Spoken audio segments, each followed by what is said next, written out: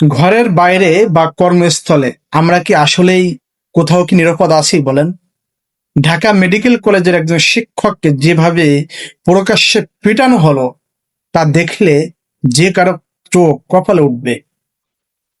বিএনপির শাসনামলে এখন চারদিকে চাঁদাবাজির রমরমা একটা অবস্থা চলছে।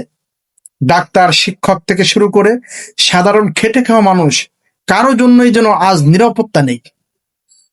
সাধারণ মানুষ এবং নেটিজনরা এই বিষয়ে বলছেন যে অপরাধীদের এই বেপরোয়া চেহারা প্রমাণ করে যে সমাজে আইনের শাসন কতটা দুর্বল হয়ে পড়েছে। বিশ্লেষকদের মতে এই চাঁদাবাজি থামানো যদি না যায় তাহলে সাধারণ মানুষের জীবন চরম হুমকির মুখে পড়বে। দর্শক, আপনাদের এলাকায় চাঁদাবাজদের দৌরাত্ম্য কেমন দেখছেন কমেন্টে জানান এবং এমন সচেতনমূলক ভিডিওটি সবার সাথে শেয়ার করুন।